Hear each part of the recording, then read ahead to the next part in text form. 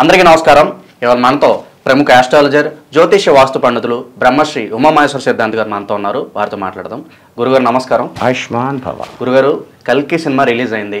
చాలామంది present generation youth కూడా మహాభారతం గురించి చదువుతున్నారు, తెలుసుకుంటున్నారు. ఫ్యాన్ వార్స్ కూడా చేస్తున్నారు. మా అర్జునుడు గొప్ప అంటే అర్జునుడని, కర్ణుడు గొప్ప అంటే కర్ణుడని.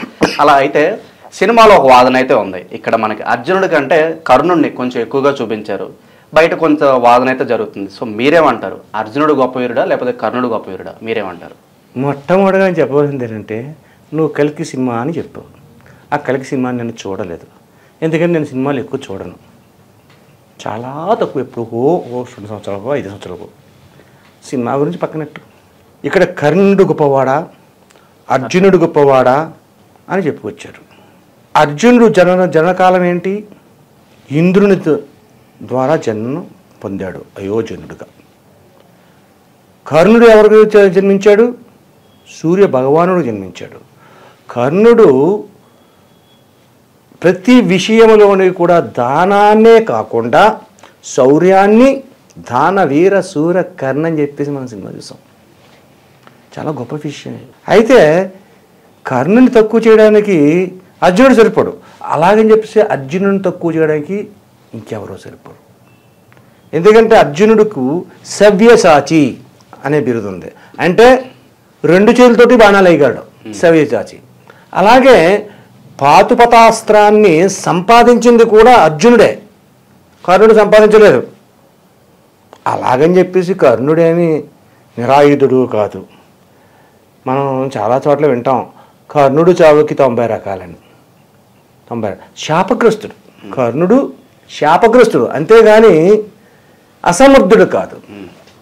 ఈ విధంగా ఉంటుండగా ఒకనొక సమయంలో అర్జునుడు కర్ణుడి యొక్క దానాన్ని చూస్తున్నాడు. కర్ణుడు ఎవరు ఏదడిగినా సరే లేదు అనుకుంటూ ఇచ్చేస్తున్నాడు. వెండి పల్లెలో బంగారు అవకాశం చేసేది. ఎవరో వచ్చారు, మహానుభావ దేహి అన్నాడు. ఎడం చేతితో తీసాడు, వేసాడు. ఎడం చేతికి ఎన్ని వచ్చాయో అన్నీ వేసాడు. అప్పుడు దుర్యోధనుడు చూశాడు, కర్ణ ఏంటి ఎడం చేతి వేస్తున్నా, కుడి చేతి వేయాలి కదా అన్నాడు. ఎడమ చేతిలో ఉన్నది కుడి చేతిలో వేసుకుని నాకు బుద్ధి మారిపోవచ్చు, ఇన్నా అని తగ్గించవచ్చు. అందుకని అలా చేయండి, ఇలా చేస్తాను. ఫలితమా? ఏ ఫలితం? నాకే ఫలితం వద్దు, ఫలితానికి నేను దానం చేయట్లేదు, నా మనసుకు నచ్చింది నేను చేస్తున్నాను అని విరోచితంగా చెప్పాడు. అది అర్జునుడు కూడా విన్నాడు. అర్జునుడు కూడా విని, ఆహా, నేను కూడా దానం చేయడం మొదలుపెట్టాలి, కర్ణుడిగా నా గొప్ప పేరు తెచ్చుకోవాలి అని ఒక అసూయ. అందం తప్పేముంది అసూయ రావడానికి? కర్ణుడికేనా, నాకు రాదా? ధనార్జునుడు అని పెట్టుకున్నాడు. ధనార్జునుడా? ధనార్జునుడు అంటే ధనాన్ని ఆర్జించేవాడు అయ్యాడు, ధనాన్ని దానం చేసేవాడు అవలేదు. కాబట్టి రకరకాలుగా ఆలోచించుకున్నాడు. నేను సవ్యచాచిని, దాన సవ్యచాచి అంటే 2 చేతులతో కూడా దానం చేసేస్తున్నాడు అనే పేరు వచ్చేయాలి అని చెప్పేసి మొదలెట్టాడు దానాలు చేయడం. కర్ణుడిలాగా ఈ చేత్తో పడితే ఇచ్చేతో, ఈ చేత్తో పడితే ఇచ్చేతో దానం చేసేస్తున్నాడు. కానీ ఎవరో చెప్పట్లేదు, చెప్పుకోవట్లేదు. అప్పుడు కృష్ణుడు ఎరకలేడు. బావా, నా దగ్గర నుండి దానం అంతా అయిపోయింది, ఏం చేయాలో అర్థం కావట్లేదు, నాకు పేరు రాలేదు, ఏంటంటావు అన్నాడు. నీ ధనం కావాలి అంతేగా, దానం చేయడానికి అన్నాడు. చేయగలవా అన్నాడు. చేసేస్తాను. ఎంత చేసేస్తావా అన్నాడు. చేసేస్తాను, ఇంకా ఏముంది, నాకు పేరు వచ్చేయాలన్నాడు. సరే చెయ్యి అని ఒక 2 రోజులు ఆగు అని 2 రోజులు ఆపి తన సృష్టి చోటి ఒక బంగారు పర్వతాన్ని సృష్టించాడు. బంగారు పర్వతం అది ఎంత ఉంటుంది? పర్వతం అంటే ఎంతైనా ఉండొచ్చు. అర్జున దానం చేస్తున్నావు కదా, దానం చేసే, అదిగో బంగారు పర్వతం, కర్ణుడి దగ్గర కూడా లేదు, నీ దగ్గర ఉంది. నిజమే, ఈ దెబ్బతోటి నేను ధన సవ్యచాచి అనే పేరు తెచ్చుకోగలను అని అర్థం చేసుకున్నాడు. అర్థం చేసుకుని మనిషిని పెట్టాడు. 10 మంది 20 మందినో, ఒరే తవ్వండిరా, కొట్టండిరా, మొక్కలు కొట్టండిరా అన్నాడు. ఒకడు ఎంత మొక్కలు కొట్టాడు, ఎంత మొక్కలు కొట్టాడు, ఎంత మొక్కలు కొట్టాడు, ఎంతంతో కొట్టాడు. వచ్చిన ఒక ముక్క ఇచ్చేస్తున్నాడు. వీళ్ళు కొడుతున్నా సరిపోక ఇతను కూడా మధ్య మధ్యలో కొట్టడం మొదలెట్టాడు. ఆ కొండనే దానం చేస్తున్నాడు. చేయగా చేయగా చేయగా చేయగా నెల అయిపోయింది, కొండ తరగలేదు, జనం ఆగలేదు. జనం అవుతున్నారు, ఈయన కలిపి వచ్చేసింది. ఓ నాయన అని లోపలికి వచ్చేసి, బావా నువ్వు వల్ల కాదు, అది ఎంత దానం చేయాలంటే మాటలే, ఎంత దానం చేసినా రావట్లేదు. వాళ్ళు అర్జునుడు అయ్యాడు, మంచి బాగా దానం చేస్తున్నాడు, అర్జునుడు మహానుభావుడు అని కొంతమంది అంటున్నారు, కానీ నేను చేయలేకపోతున్నాను, నా వల్ల కాదన్నాడు. అయితే వదిలేస్తావా అన్నాడు. నువ్వు వదులుకుంటాను. సరే మరి దానం అలా వదిలేస్తాను కుదురుతుంది, తను దానం చేయాలి కదా అని చెప్పేసి అప్పుడు కృష్ణుడు కర్ణుడిని రమ్మన్నాడు. కర్ణుడు వచ్చాడు. ఏంది కృష్ణ నువ్వు రమ్మన్నా అన్నా. లేదు కర్ణ, అర్జునుడు దానం చేస్తానంటే నేను సంతోషపడి చేశాను, చేయలేకపోయాడు.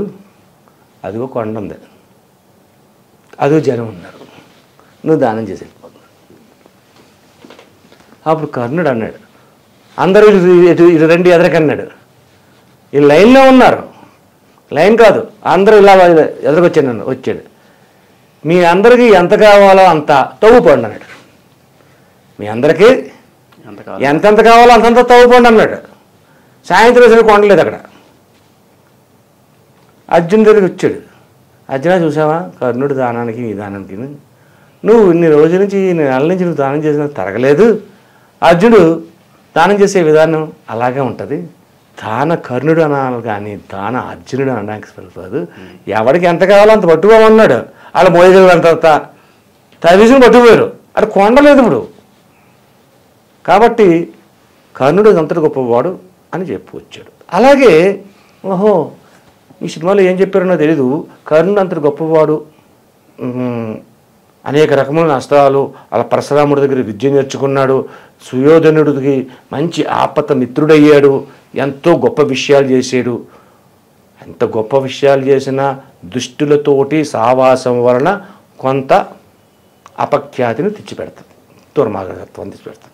అయితే ఇక్కడ అర్జునుడి యొక్క గొప్పతనాన్ని చెప్పుకోవాలి వాళ్ళే. ఇక్కడ ఇప్పుడు మనం కర్ణుడు గొప్పతనాన్ని చెప్పుకున్నాం, ఎంతోమందిని సంహరించాడు, ఎన్నో విధాలు సహాయపడ్డాడు, ఎంతో త్యాగాలు చేశాడు అని చెప్పుకున్నాం. మరి అర్జునుడు చేసింది కూడా ఉంది. అవకాశాన్ని కూడా వదులుకోకుండా, న్యాయాన్ని తప్పకుండా ధర్మరాజు ద్రౌపది ఆయుధశాలలో ఉన్నారు. ఉంటే ఒక బ్రాహ్మణుడి యొక్క గోవుని దొంగలు అపహరించుకుపోతూ ఉంటే అర్జునుడి దగ్గరికి వచ్చి, అర్జున ఇలా జరిగింది, నా యొక్క జీవనాధారం అంటే ఉండు ధనుర్బాణాలు తెస్తానని చేసి వెళ్ళాడు. అక్కడ వీళ్ళిద్దరిని చూశాడు. వీళ్ళిద్దరూ ఇదನ್ನು చూడలేదు, ద్రౌపది ధర్మరాజు వీళ్ళు చూడలేదు. బాణాలు తీసుకున్నాడు, వెళ్ళాడు, ఆ దొంగనే సంహరించాడు, బంధించాడు, ఏదో చేశాడు. ఈడు ఆవు వాడికి ఇచ్చాడు. తెల్లవారిన తర్వాత ద్రౌపది మాత దగ్గరికి ధర్మరాజు దగ్గరికి వచ్చాను, రాత్రి మీరు బాణశాలలో ఉన్నారు, ఆయుధశాలలోని, అక్కడ మిమ్మల్ని చూశాను, మన ఒప్పందం ప్రకారం సంవత్సర కాలం తీర్థయాత్ర పోవాలి, ఇంకేం చేయాలి. ఇది అంతా కృష్ణుడు నడిపిన నాటకం. అది కూడా సరే తీర్థయాత్రకు వెళ్ళాడు, తీర్థయాత్రలో సుభద్రని పెళ్లి చేసుకున్నాడు. ఆ తర్వాత ఇంకా సమయం ఉంది, ఇంకా మళ్ళీ తీర్థయాత్రకు వెళ్తున్నాడు. అప్పుడు ఏం చేయాలో అర్థం కాలేదు.